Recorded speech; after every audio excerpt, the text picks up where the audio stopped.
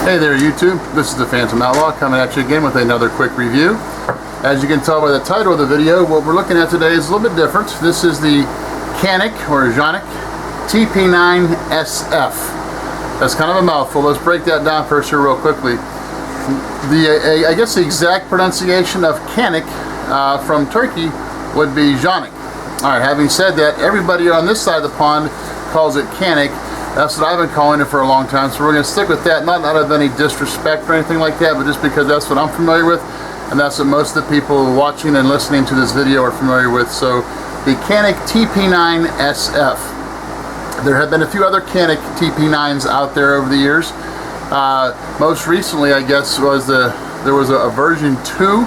I never did get my hands on that one, so I can't speak too much to it, but the original one was the Canik TP9 SA. That one had a decocker on the top of the slide in the rear by the rear sight. It was a striker fire pistol that had a decocker. A little bit different. Not a lot of people were fans of that from what I understand, or should I say not enough people were fans of that they could just end there, so they came out with the SF designation, which is what we have right here. Some of the stories I've read say SF stands for Special Forces. I don't know that to be entirely true. It would make sense in some circles, or maybe just coincidence in others, but either way, the Canik TP9 SF. Alright, we're going to talk a little bit more about the pistol here as we move along. This one is a 9mm. The overall length of the gun is 7.55 inches. The height is 5.7 inches. The width is 1.3 inches. The barrel length is 4.46 inches, so 4.5 inches. I've seen 4.5, a couple different other numbers on there, but we'll call it 4.5 inch barrel length. The sight radius is 6.75 inches. Magazine capacity is 18 plus 1. Yes, I said that right, 18 plus 1. Although I have read that there are some 20 round magazines out there. That's not what it comes with, but there are some aftermarket choices. It is a striker fire action, as I said. The weight is 29.02 ounces, so just over 29 ounces. Of course, that's empty. The trigger pull weight is right at 5 pounds. I couldn't find anything officially designating what the trigger pull weight was from the factory, so I did it myself with my pull gauge, and after about a dozen or so, they were all right at 5 pounds, give or take just a fraction, so we'll call it a very nice 5-pound trigger pull. It is a polymer frame. It does have the accessory rail, and the sights are a 3-dot sight system with a vertical, call it like an eye in the back, and I'll show you that here in just a moment. Alright, so that's the basics of the gun. We're going to talk about some of those here real quickly before we move on to the pros and cons. As we look at the pistol, we look at the rear sight here, and you're going to see this little eye between the dots. So as you line up the 3 dots, you're gonna dot the eye with the front sight on this little vertical line here in the rear. It's neat, it's cool, it's whatever it is. It's different, that's for sure. I don't have any objections to it. It's just something a little bit unique, at least so far in my experience of this one. Alright, so obviously this is the flat dark earth version. This also comes in the black version. We're going to talk about a couple of the other changes, or not changes, I'm sorry, features available for this pistol. You'll notice the black backstrap piece here. There are 2 that comes with this one and 1 other one, so you have some flexibility in terms of customizing or personalizing the actual feel of the grip. The grip itself is a pretty comfortable feel. There's no doubt it feels very good in the hand. It is a full-size gun with an 18-round magazine, and yes, so we're all on the same page with this. I don't know how well you can see this, but that is definitely an 18-round magazine, which is a pretty big deal, and I think a lot of people are going to be impressed with that. This does not have the decocker. On the SA version of this pistol, right here where my thumb or my finger is pointing, there's a decocker. It's a button about the size of a nickel that you push down. Because it doesn't have that, this rear sight is slightly longer. Not sure if that's better or worse. I've seen people talk about pros and cons with that. Let's talk about those sights for a quick second while we're on that. So I mentioned this is the 3 dots with the eye sight. If you're looking for aftermarket sights for this, you have limited options, and here's why. And I'm going to get this backwards, so just bear with me. Do some additional reading and you'll find out. The front sight and the rear sight, one of them is the Smith & Wesson M&P, the other is a Glock. in terms of fit. I have seen some mentions on some of the other websites, SIGHT websites, talking about sometime in 2017 they're going to have some night sight options with the correct front and rear sights already picked out for you. But right now you'd have to order a Glock front or rear, and I forget which, and an M&P rear or front to get the proper fit. A little bit goofy with that, but that's being worked on as we speak. What I've done, you may or may not be able to tell in this, I've painted on some of the glow in the dark paint. It's really tough to see on this because I took a lot of time to make sure I got it as accurate as possible.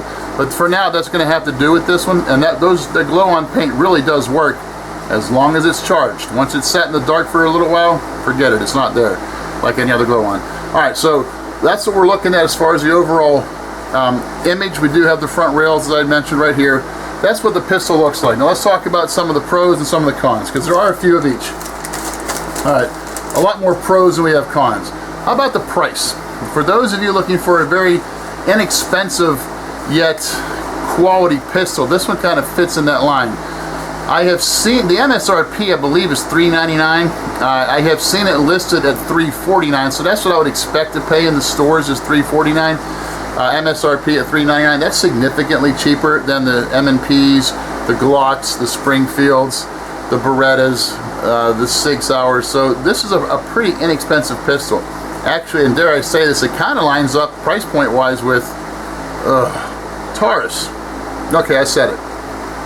However, I don't see anyone who can convince me in any way, shape, or form that a Taurus pistol compares with this one as far as quality, as far as features, as far as build, anything like that. So forget about that. I only mention that because I want you to be aware of the fact that yes, it's an inexpensive pistol, but, and this is a big but, you're getting a pretty fair pistol for what you're paying for. Alright, that's one price, or pro is the price. The trigger is another one. This thing has a fantastic trigger, and the trigger reset is awesome.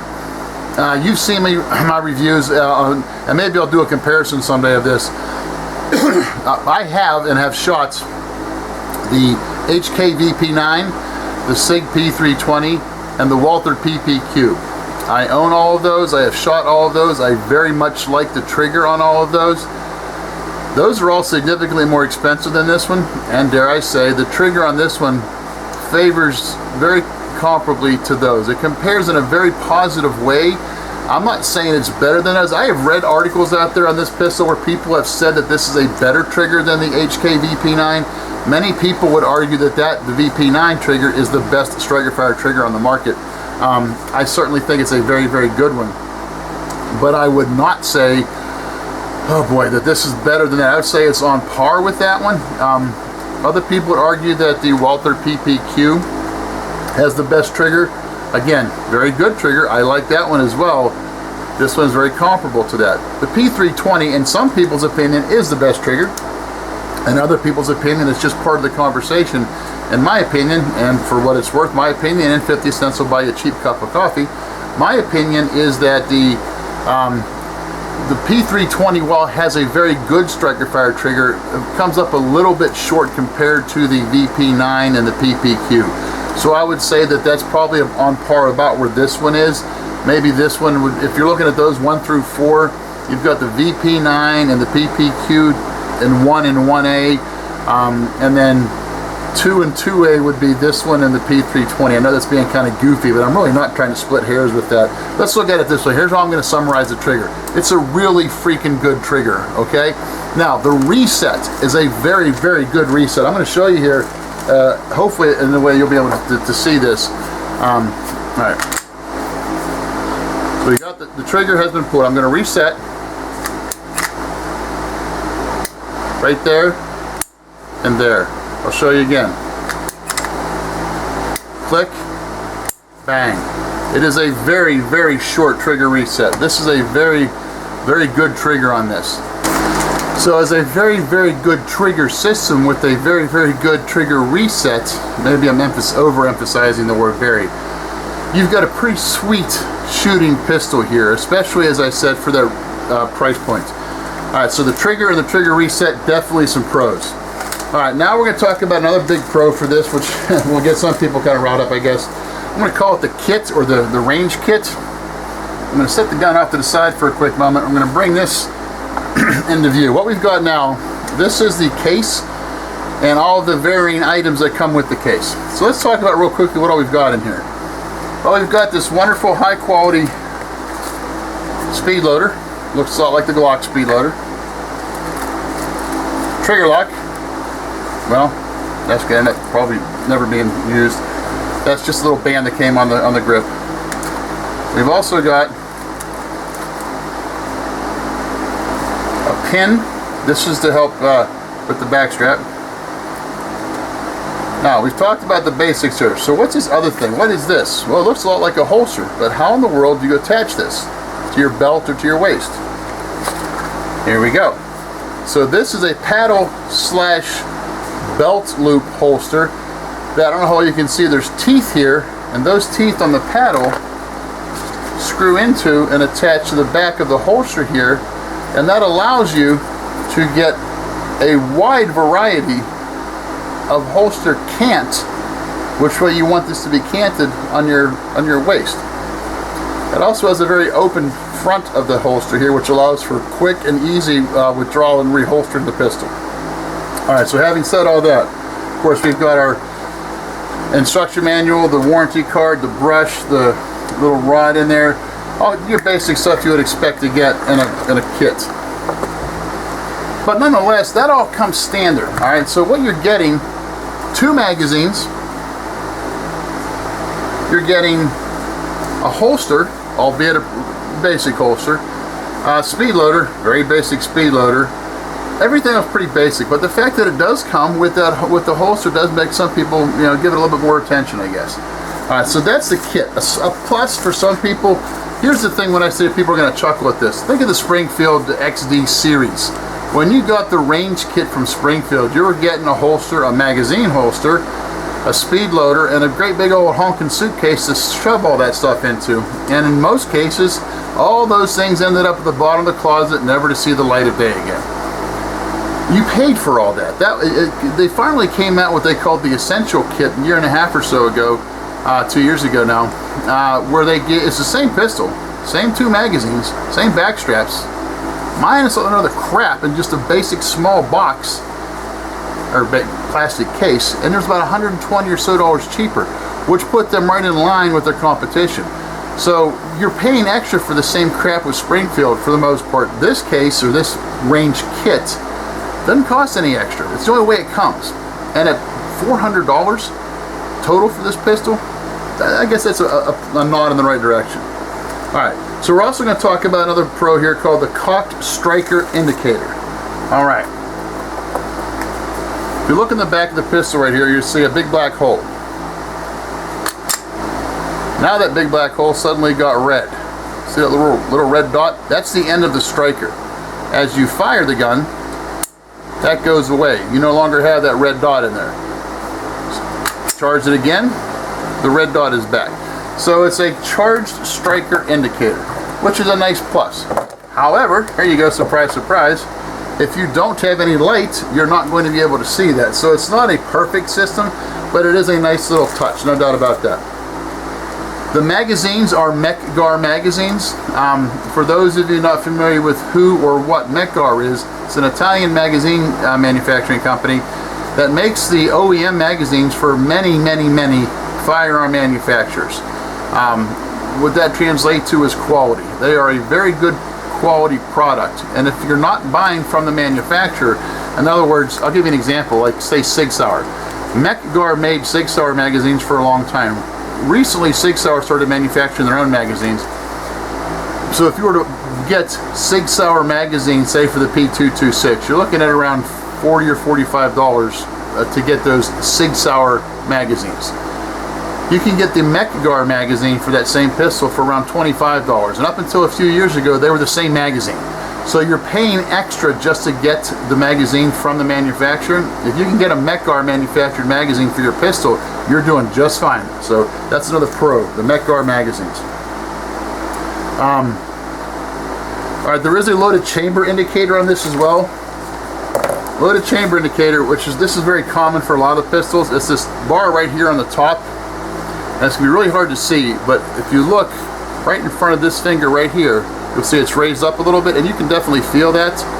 So when there is a round in the chamber, that little bar will be poking up in the air, and you'll be able to feel it and see it to indicate that there is a round that's ready to fire. So loaded chamber indicator, not unique by any stretch. That's a very common type. All right. I have read some of the reviews that say this has a match grade barrel. Other ones don't say that. So I'm going to leave that up to the unknown. I doubt it for this price point, but there have been reviews that say that they have some source that indicates it is a match grade barrel. I'll leave that with a big question mark. The Cerakote finish on this with the flat dark earth, I have not beat this up. I've only got, I don't know, maybe 150, 180 rounds through it. So that's by no means enough to subject it to wear and tear to say it's coming off or it's not. I've seen some videos out there of people who have just shot the shit out of this pistol, excuse me, without cleaning it for quite a while. We're talking like 500, 600, 800 rounds.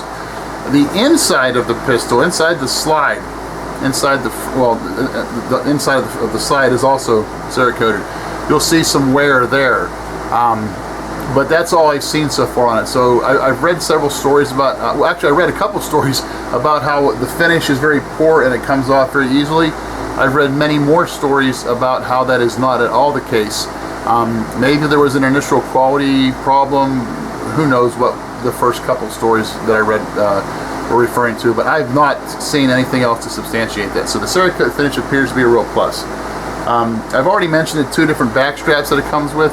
Not a big difference, but there is a difference to it, so take that as it is, and some people will definitely enjoy that. All right, those are the pros that I've come up with. I'm sure there are many, many more out there. I just like to highlight some of the big ones because when you're out shopping for a pistol, sometimes you go to a gun shop and the person behind the counter knows exactly what they're talking about. Those are great guys to work with, a wealth of knowledge, and you feel that you made a good decision walking away from that.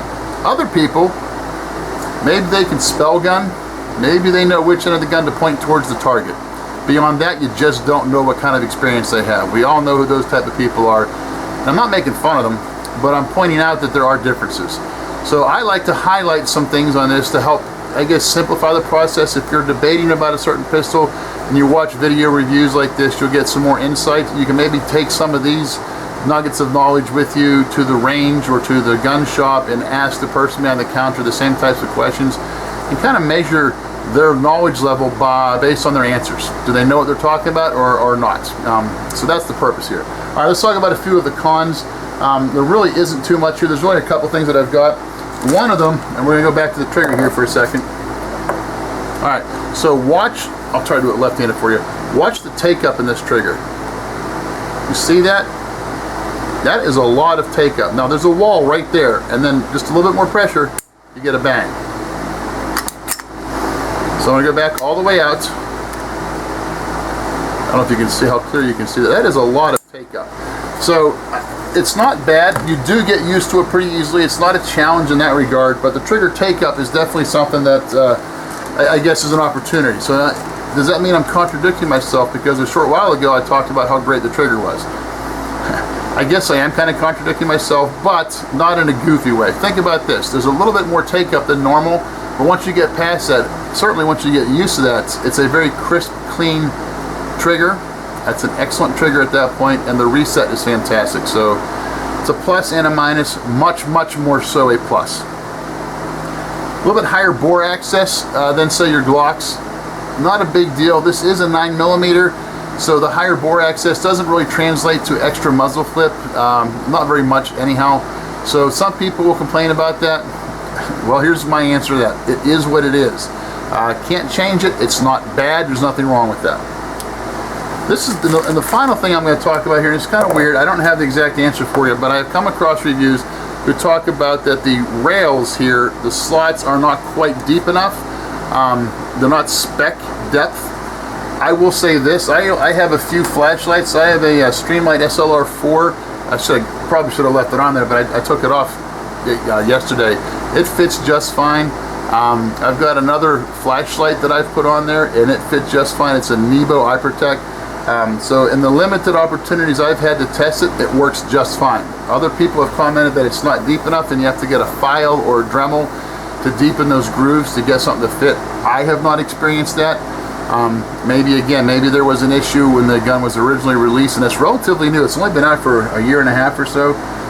Maybe not even that far. I think it came out sometime in the summer or spring of last year, so about a year, we'll say. Maybe there was an issue initially that's been resolved. I don't know, but I do not have any issues with that. So in wrapping up, just a few takeaways as far as negatives on this, many more positive takeaways. Listen, for the price point on this pistol, you're getting a really good gun. Whether it's the flat dark earth version or the all black version, it's the same pistol. The features are identical. I'm very happy with it. This is definitely not a carry gun. This is not something you're gonna hide in your hip or your pocket or something like that. Not what it's designed for. This is a full-size duty gun. You can read the other stories online. There are some military forces like throughout Europe, a couple of them that I read about. Certainly police departments in Europe that use this as their sidearm. Does that mean it's the greatest and the best? Well, no, of course not. But if a nation chooses to arm its military with a particular weapon, hopefully you'd like to think that that means that that weapon has gone through some additional testing to prove its worth, so to speak. Again, this is a Turkish-made pistol. Some of the Turkish military units, from what I understand, do use this one, as well as some of the law enforcement. If it's good enough for them, it should be good enough for most of us. So I guess that's one way to summarize that. And the price point is a real plus. Don't be put off. In most cases, the phrase, "you get what you pay for," certainly rings true. There are exceptions, and I believe this to be one of those exceptions. They could probably sell this for $100 to $150 more, which would probably hit home better for a lot of people. They'd feel more comfortable spending $450 on a pistol like this, $500 on a pistol like this, and feel that they got a good solid pistol. But at this point, Canik is not charging that, so we don't have to pay that. We'll see how things play out. So in the end, I really like this pistol. I like the features, I like the way it shoots, I like what it offers, I like the price point, I like the gun. Hope you're all doing great. We'll talk to you later.